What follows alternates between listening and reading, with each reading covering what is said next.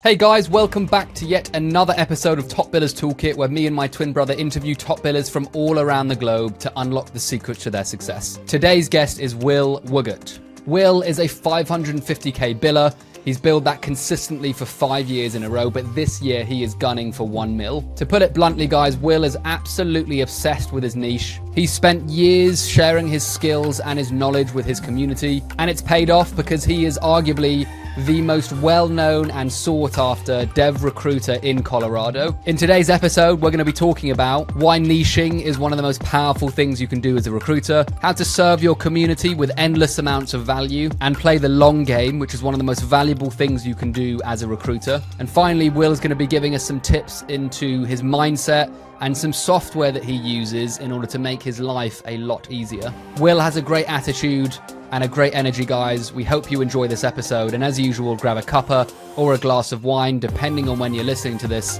and let's jump into it, shall we? Wait a second, guys. Quick question for you.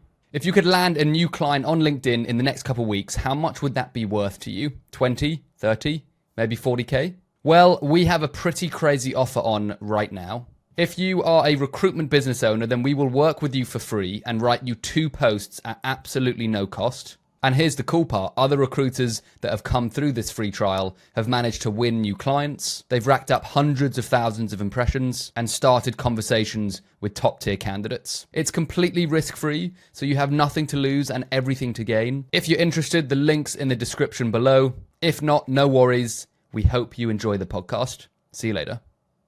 Hey, Will, how you doing, dude? Good morning, good evening. Thanks for taking time with me. Pleasure, dude. Thank you for coming on. We always are appreciative when new guests come on and spend their time with us, and you are no exception. So thank you so much for coming on. Really appreciate it. Yeah, I'd love to be here. Thank you. Awesome. So as usual, we start the podcast with the same question every time, which is, what's the number one tool in your toolkit, whether it be a mindset, strategy, or software? What would you say to that, Will? Yeah, I did a little processing on this. You sent me that one, and I've listened to enough that I knew it was coming. I'm going to cop out a little bit. I've got a secondary that I'll tease on the software side, but cool. I definitely think strategy in the way I approach BD, in the way I approach building the business, strategy is everything, and strategy is very intentional. But I've used the word consistency. My boss Monty, he says over and over that that's the number one thing, right, that we're looking for internally, externally, and I'd rather be slow moving and consistent on the same thing, drip, drip, drip, drip. And I think everything I do is a lot of drips. It's a lot of intentionality, and that is the root of the strategy about how I go about the business at all. And I think the strategy only works. I mean, strategy has a perception of being inauthentic, right? But I start almost every single recruiting call as well as client call the same way. I say I've been recruiting devs for 8 years, and I'll still be recruiting devs in 20 years. And I think that intentionality shows the consistency, not just on my side, but it shows the real people involved, right? I think when we think about consistency, not in a strategic sense, or we should think about strategy, not just in a consistent sense, but think about the people behind the story there.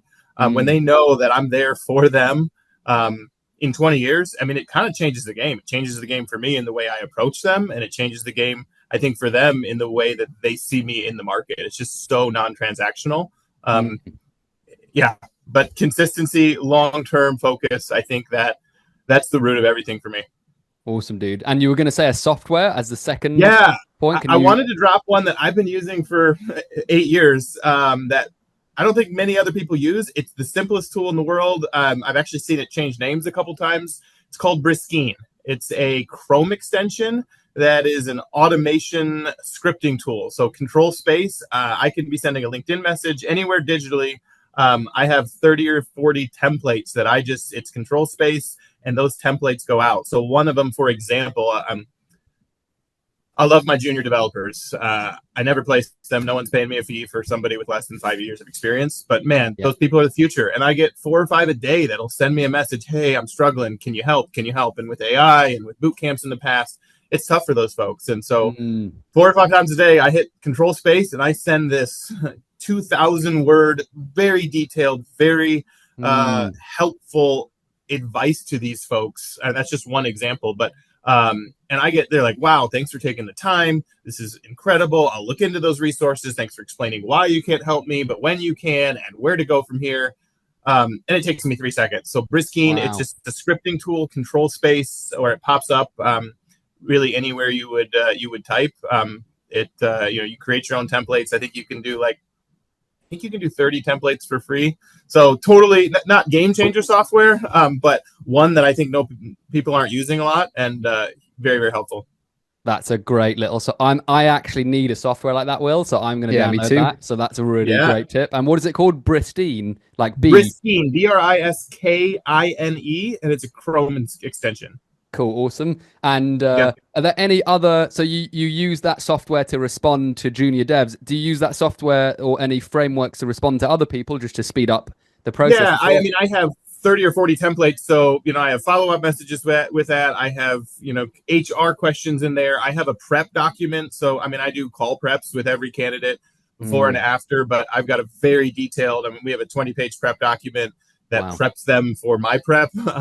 And it's a, control space, and it drops in this, amazing starter package, right? And a lot of times people use that stuff. It's copy paste from Word, or they try to find the last email. It's just a simple way to make those templates accessible. We all have the templates. It's just it puts it at your fingertips, quite literally. So game changer, no, cool. But in a non-AI way, it saves. I probably save 2 hours a week. Just using it. 100%, man. Yeah, great little tip there, dude. And I'm going to try that out as well. So that's awesome. Cool. So for anyone that can't see, you have Dev Recruiter on your hat, Will, and I've never Dev Recruiter. I've never had someone have their niche on their hat, which tells me from the last call as well that you believe in niching and you are a super nicher. Can you tell us why niching has been such a game changer for your business and why you would recommend it to other people? I'm just curious. Yeah, and if I was sitting in my office, you'd see a poster that says, we are the #1 most reliable, respected, and recognized software engineering recruiting firm in Colorado. That's my niche. I've laid it out. It's as big as it's probably 3 feet tall.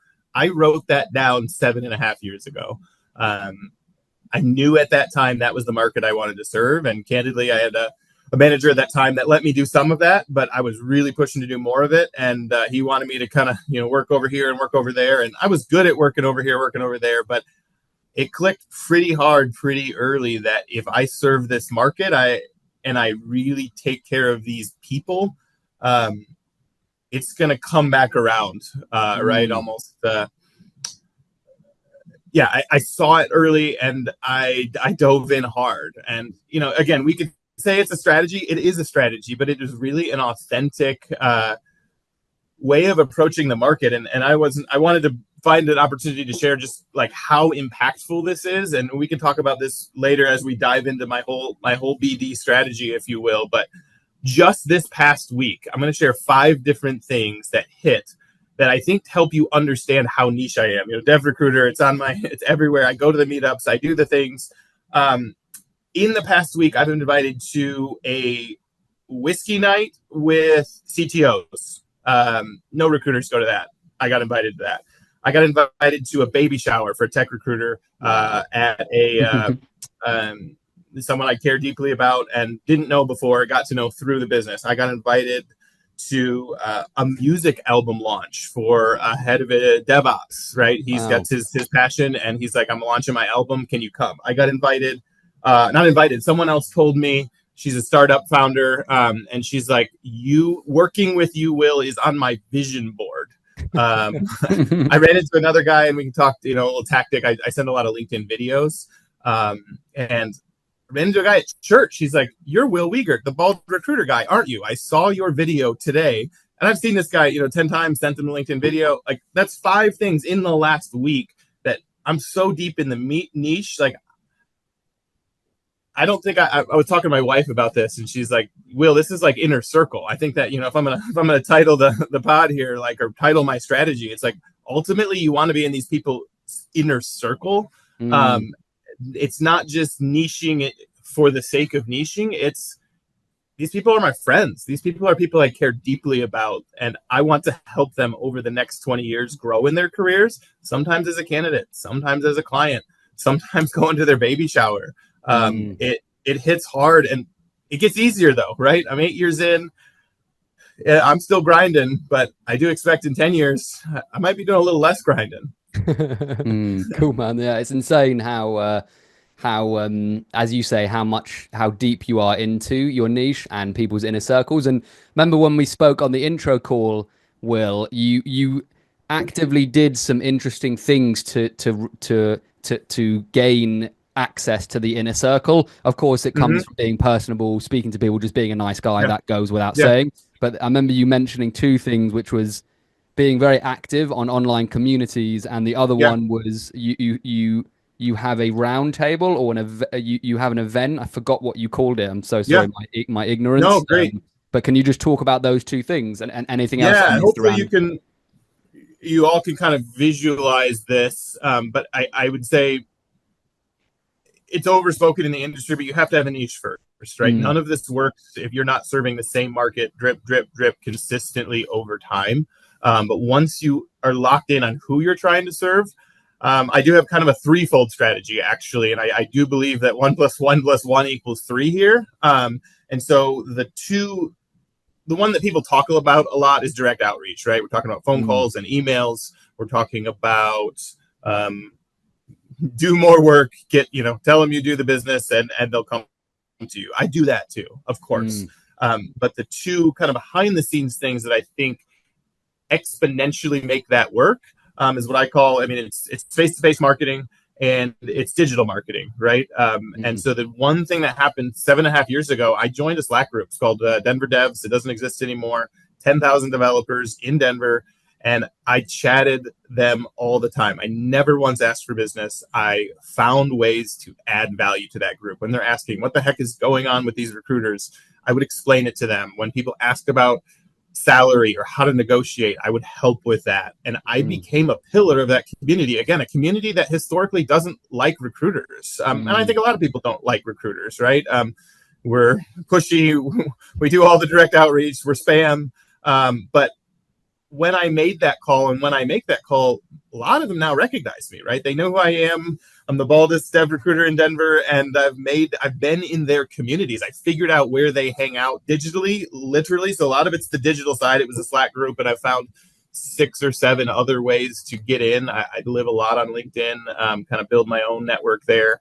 But also going to the meetups, right? There's 2 big meetups that are hit in my audience. There's a lot of meetups that are just it's all recruiters and they're no good, right? It just kind of feels like a spam meeting. And I've been to those, but the 2 I go to consistently is I run the local tech recruiters meetup. I help all of those people, and I help all those people oftentimes for free. I don't mm, often place tech recruiters. That's not true. I often place them. I don't place them for a fee mm, because I care about them. And I also, guess what? I know they're going to come back to me and be a client someday. mm, I've been doing this for 20 years. And by feeding them, by knowing all the tech recruiter jobs that are open, and by knowing all the people that are on the market, those tech recruiters come back to me. Same thing with CTOs. I go to CTO lunches, I sponsor, and I don't really sell hard there. I listen, I make friends, I find ways to add value, and that's those 2. I'm always looking for new ways to really deepen that. Both strategically and authentically. I think the 2 go hand in hand. mm, But finding your audience, knowing your niche, who's the person that pays and ultimately decides to pay the fee to a recruiter. For my market, for my niche, it's CTOs and tech recruiters. Those are the people I want to know, and I'm going to go to nothing else, but I'm going to be where they are, digitally mm. and face to face. Love that, man. And it shows your long-term mindset as well, Will. And I think it's such a rarity to be able to think like, 2, 3, 5 years down the line and be planning for that and not just like month to month or even year to year. So Yeah. that's really interesting. Can we go into your BD process now, Will? So from speaking to you and understanding your world, a lot of your BD is being immersed within the community, Yeah. offering value, um, offering expertise for free, and kind of waiting for the right moment for it to come back to you, because it typically does. If you give enough value out to your audience, it does typically come back to you at some stage, doesn't it? I'm interested if there was any BD activity that you were to do if you wanted to get immediate business. What would that look Yeah. like if it was more like an immediate, I need to get some business in Yeah. today for whatever, I've got a wedding to pay for, I've got Yeah. whatever. Where would you go for that? Great question. For that specific component, and actually it's hitting me fresh. I just hired a gal, her name's Cash. She's killing it. And that means my capacity has grown. And that means, well, I've had no less than 15 jobs for about a year as a team of one. Now I'm a team of two, and a lot of those roles are getting filled. And that means I need to go get more. It's phenomenal. But I've had that immediacy problem, right? There's the long-term problem of how do I create BD, but the immediacy problem.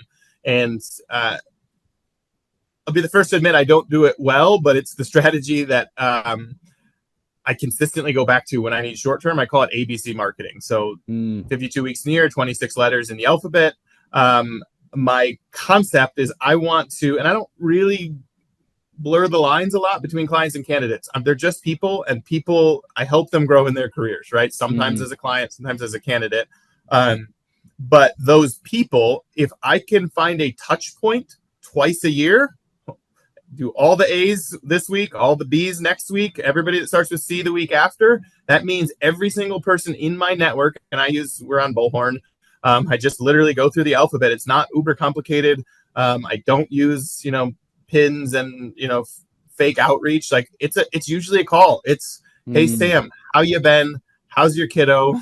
Will I see you at the next meetup? And as I'm putting those spokes together, right, the face-to-face piece, the digital piece, they've seen my content on LinkedIn almost certainly for the last 6 months. They'll comment on it. I usually know something about their personal life or their family. And then I'll invite them to one of the meetups. And so those spokes start crossing over to each other. But on a formulaic sense, if I want to go get 5 jobs, I'm going to get on the phone. I'm going to not send emails. I'm going to get on the phone right now, and I'm going to call people I know, and I'm going to ask them to catch up. And we do, shout out to, we're really, really big on training here. And we just did one, so it's fresh in my mind, called the 5-prong.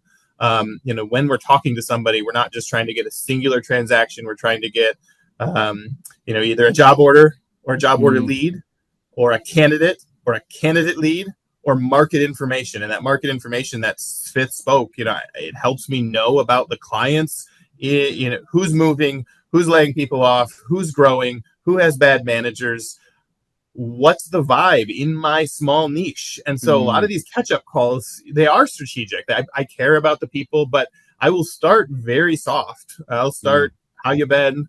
And we'll catch the vibe. Sometimes it's 30 seconds and they don't have time, right? Sometimes we'll talk for 20 minutes. And at the end of that call, it's, hey, by the way, my friend's hiring over here. You should call them.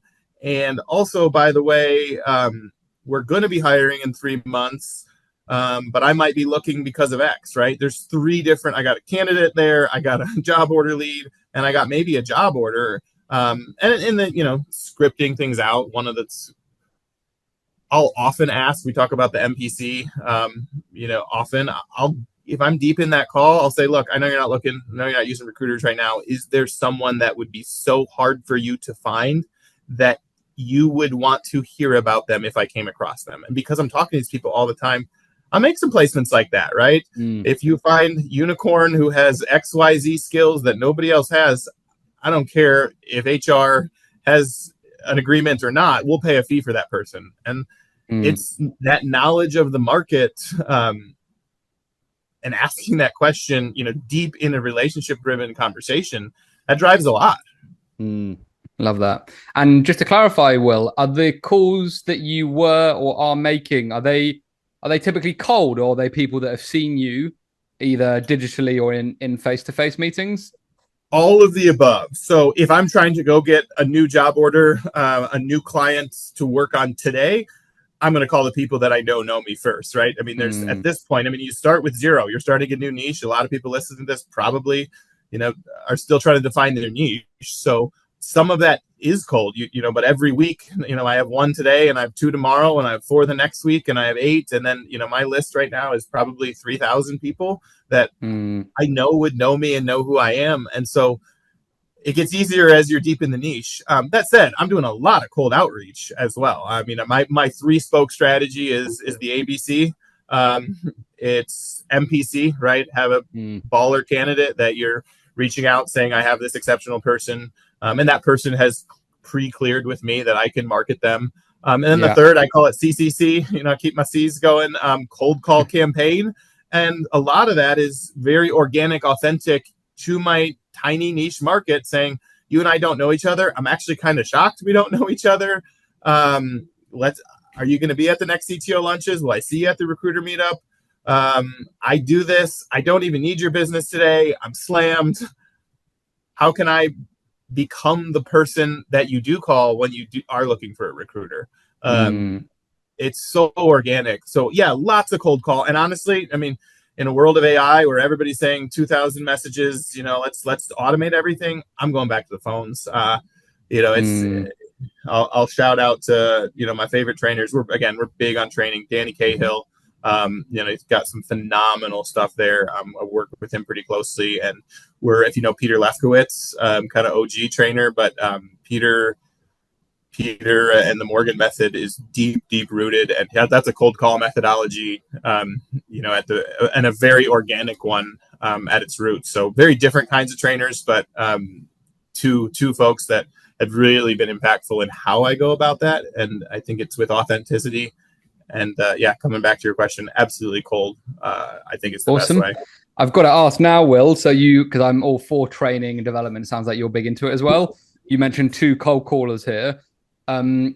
What was the best, if there was like 1 or 2 like super valuable things without giving away their secrets, like what were the things that you learned that drastically improved your cold calling from doing this training, do you think? Yeah.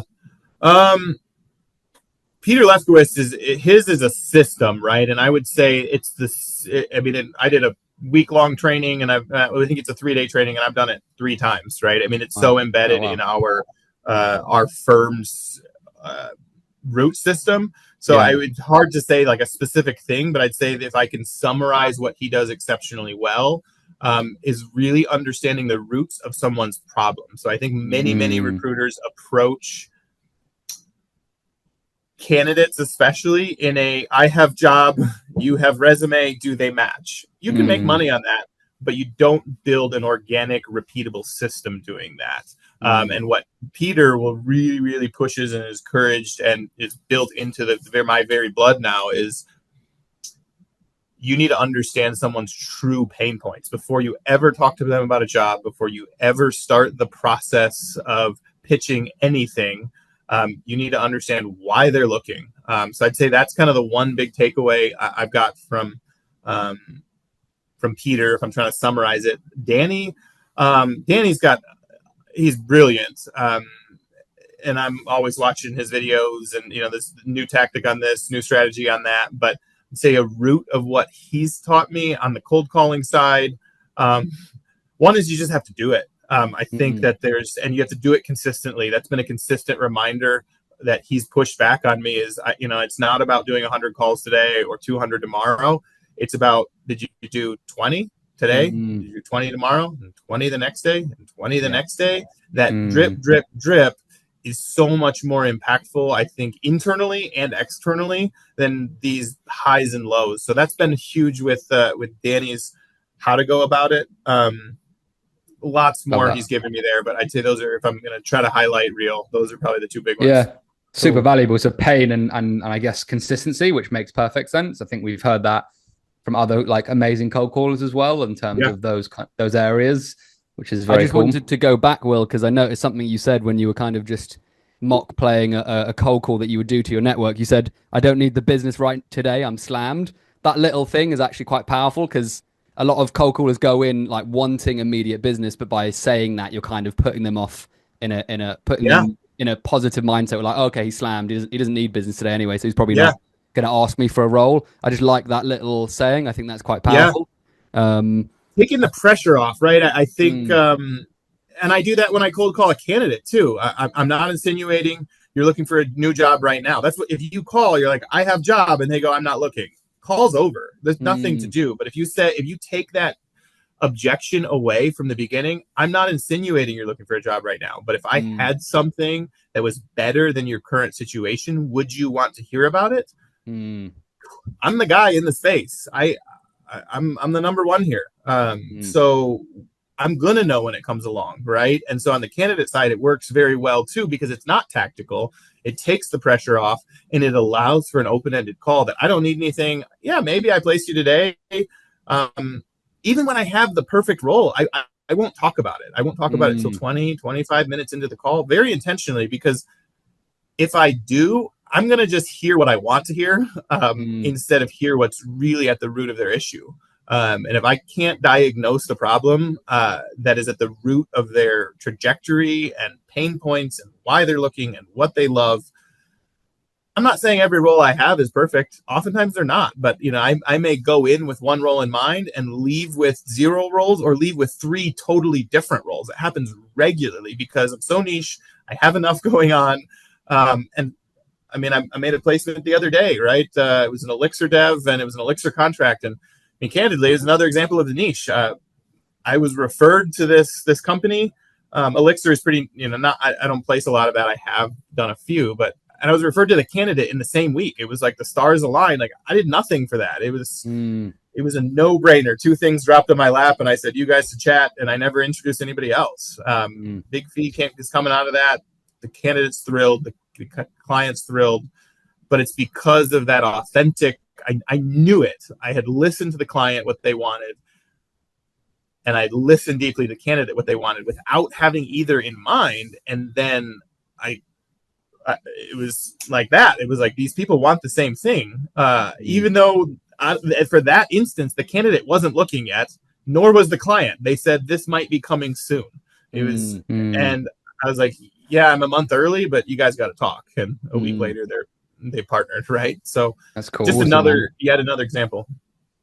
Love that. And the other thing I noticed you said on the cold call example is you said, will I see you at the next meetup? So my feeling is there's a lot of clout and confidence that comes from the fact that you're in the inner circle in these prestigious meetups, I'm guessing. And are they likely to come along to those? Like, why do you use that as a leverage point out of interest on the cold call? I mean, candidly, I think that's where the digital component, right? If we're talking about the 3 spokes, the digital, the face-to-face, and then the cold call, of the, we'll say 20 people show up to an average meetup, right? There are 200 on each of those lists, or 300 or 1,000, depending on which list we're talking about, that see that I'm sponsoring or that I'm reminded of. So yes, there's a ton of clout that's being the guy that runs the Tech Recruiter meetup, right? There's a lot of clout that I'm the guy that most consistently sponsors the CTO lunches. There's also a drip clout that happens because they see my name. Even the other 180 that don't show it up and don't see my face and don't see my bald head, they do see me digitally in their channels, right? That means that the CTO meetup is emailing, Will is sponsoring again. I didn't send that out. That isn't me self-promoting. That's somebody else promoting me. Same thing. I mean, a lot of these cold calls, my actual goal is to learn about them and to connect with them on LinkedIn. If I connect with them on LinkedIn, that is a win, because now one of the most frequent comments I get from my audience is, I've seen your stuff. Sometimes people I don't even remember. We've been connected for 6 years and I couldn't pull them out of, recognize their face, wouldn't know their name. And they say, I see your content all the time. And my content is pretty loose. Like, I've, connected with some of the best in the business, and I'm not great at it. I'm okay at it, but I'm consistent. I don't stop dripping. Sometimes it's once a week. Sometimes it's 3 times a week. Sometimes I go 2 weeks. But when I find something that I think my audience will find valuable, I drip. So the cold call translates to the digital, which pushes over to the face-to-face. The 3 are interconnected so deeply that I think oftentimes I will get recruiters that tell me, I pounded the phones. I did 500 calls last week and I didn't get anything. Or I went to the meetups. Why are you getting business from the meetups, Will? Or, I'm posted on LinkedIn and it's not working. I believe that sometimes, again, I'm, to borrow the same phrase over and over, 1 + 1 + 1 = 10 here. I think the three together create an inner circle. And I think that, going to digital strategy a little bit, some of that is, my strategy is very loose, but I'd say a third of that is adding insane value. Sometimes that's salary information. Sometimes that's what's going on with AI. Sometimes it's the stuff that the people are talking about. And because I'm in a lot of Slack groups and hanging out where they hang out, I know what they're talking about. So then when I can be a voice of authority and a voice of a perspective that they want and don't have on LinkedIn, that adds a ton. So that's about a third of my content. I'd say, market knowledge, add value. I'd say another third then is almost intentionally, we'll call it contrarian, right? I love to create dialogue. I think that we could call that an algorithm thing, a strategy thing, but I will post things intentionally that are slightly controversial because I want to hear what people are. I mean, that's a way to listen to my audience, not just to stir up the algorithm, but I really want to hear what people are saying on opposite sides of the spectrum. Sometimes that's polls on LinkedIn. That's genuine, rooted in genuine curiosity, but I will post something that I know has a virality so that I can listen to the dialogue there. And I'd say the third piece that I think a lot of people forget is the humanness, right? We can talk about the baby shower or the music, but I post a lot of goofy stuff. Just so people remember, like, I'm real, they're real. We're talking about jobs here, right? We're talking about somewhere they're going to be for 40 hours a week. I like them, but I talk with them for a couple hours, right, over the course of a year, maybe. They have to work this job 2,000 hours a year. Like, it's a big deal. It's the most time they spend anywhere. And so when I humanize myself and then I remember that they are also deeply human, that ultimately this job is about where they're spending the large majority of their day, I think it kind of breaks down some of those roadblocks that are very traditionally transactional. Interesting. And question just came to my mind, Will, because I have a feeling a huge amount of your success has been playing the long game, giving value, setting up groups, speaking in Slack groups, communities. If you were to pinpoint like an 80-20 of where you've seen the most ROI, has it been the meetups? Has it been the Slack groups? Like, where is there any point that you can say, hey, this is actually one of the biggest needle movers regarding my community and what I've done for them? I think I'd have to push to the digital. Okay, interesting. Interesting. If I have to pick one, but I think that's so before recruiting, I trained in copywriting, actually. So I ran a resume writing business for 6 or 7 years. And I studied, if you're familiar with Dan Kennedy, again, OG. Absolute legend. Yeah, read all his books. So we're talking about direct response. And so I think the concept that I learned way before recruiting was less sales and more attraction methodology, right? How do we pull people to you? And I think I'm a very soft it being on the digital, but if I go back and look at my biggest clients, many of them, maybe not quite 80-20, but maybe 60-40, have come from inbound where I almost can't trace it. But I can trace the roots of where it came from. I know that I'm connected to 2 or 3 people that probably referred me. I know that they've seen my content for a while. And I'm a big believer in referrals, right? In inbound, I think that it works better but I also don't believe that referrals are a strategy, right? That just means I'm good at what I do and I just sit around and wait. And so I have tried to make this as formulaic as possible and trace where those referrals come and do more of that over and over and over again. And part of that is just being good, taking care of people, finding people that others can't, being authentic. But part of that is you can systematize it, right? It's where are these people hanging out? And it's why, a lot of people talk about meetups, for example. We could say the 80-20 there is I figured out the 2 that matter. I don't really go to others. I don't really have a lot of time for one-on-one coffees because I'm working, got 2 kids at home. And my son, I'll shout out him. He said this morning, he said, "Dad, don't say anything stupid." So if I did, sorry. But I just want to Yeah. jump in there and say I am so happy to hear a recruiter who has studied and understands direct response copywriting. I feel like if Yeah. there was one thing that recruiters should learn about that would drastically increase almost every area of their job, it's understanding what direct response copywriting is and how it works. Because it's exactly what you said, Will. It's like how to get attention with your words, like how to sell with your words. And that's essentially what recruiters are doing Yeah. via email, via LinkedIn, via DMs, apart from, of course, on the call. Every other touch point is really with writing, isn't it? Or with video. Yeah. But I feel like it's just, I'm so glad you said that. And I feel like if anyone's listening to this, start buying books on direct response copywriting and learning it yourself Yeah. because you get a ton of value. I think it's the unspoken roots of, candidly, it's why I was a good resume writer when I did that. It was why I think it's the roots of why I've had success in recruiting is because I'm always thinking about, we can call it the call to action, right? I think very few people think about that. But when I write, I'm intentionally in my emails, my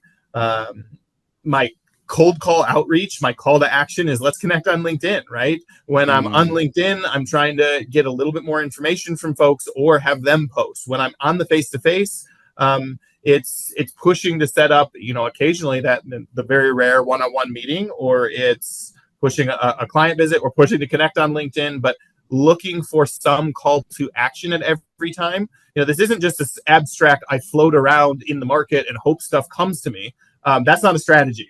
That's better than nothing. Being in a niche and floating around, honestly, we all know the retention in recruiting. What is it? 9 months, a year? It's not long. So the fact that I made it 3 years and then 4 and then 8, there is something to that.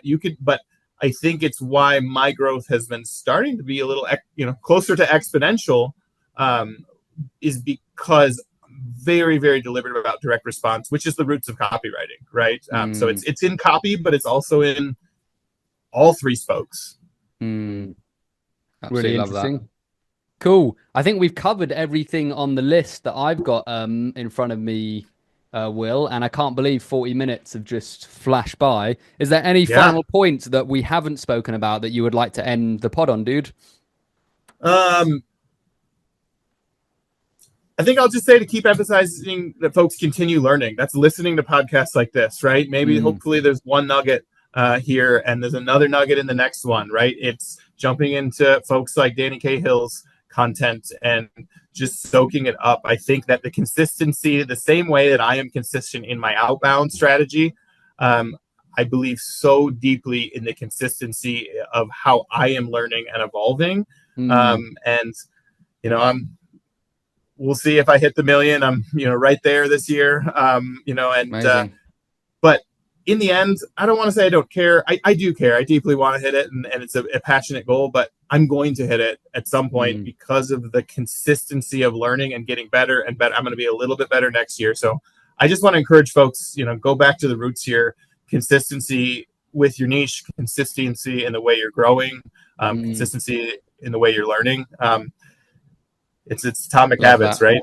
So appreciate I was just about to actually ask Will, in terms of, and you may like that it may be just ingrained in your personality, like this kind of drive and this consistency and this showing up every day. Have you got little tips, tricks? Have you got anything that you might give to a new starter to help with consistency? Or is that really just your personality? Like in a nutshell, what's your feeling? It's a few things. I think it's getting around to other people that are good. I mean, I'm in an office right now. There's 20 of us here. I deeply believe if someone's new, this may be contrarian, and for devs, half the devs I work with are now and forever remote. But even the developers, right? Talking about the most stereotypically want to be at home. I think that's actually more stereotyped than, but they have found juniors in any market, and I think especially in recruiting, is get around other people. And that can be, if they don't have that option, it's getting around other people digitally. It's listening again to podcasts like this. It's books. There's a wealth of information available, and you don't have to go do 7 hours tomorrow. It's put the podcast on your list, delete your Twitter, delete your Reddit, get rid of everything else, and put the things that are going to help you grow on the front screen of your phone, right? Like I have that. I ruthlessly eliminate things that aren't helping me, and that's recruiting wise and otherwise. But I have a podcast app all the time. I've got a couple books that are, I'm diving into heavily. So I think, Atomic Habits, not a recruiting book, phenomenal. Darren Hardy wrote a book, similar concepts, the compound effects. It's those small things. It's the 1% better every day. And I think if you stay in that, some days will be good, some days will be bad, but don't miss 2 days. Take 10 minutes to learn something today. Take 10 minutes and care about somebody today, and do it every day for 7 years. You're probably going to go somewhere. Love that. Love that. Go, dude. Thank you so much for coming on, Will. It was a pleasure to have you on, and thank you for sharing some little wisdom bombs today. Appreciate it. Yeah, super fun. Thank you. We'll catch you. Hey guys, thanks for tuning in to this episode. If you enjoyed it, please don't forget to subscribe on YouTube and Spotify. Tune in for another episode next week, and we look forward to seeing you again very soon. Peace and love.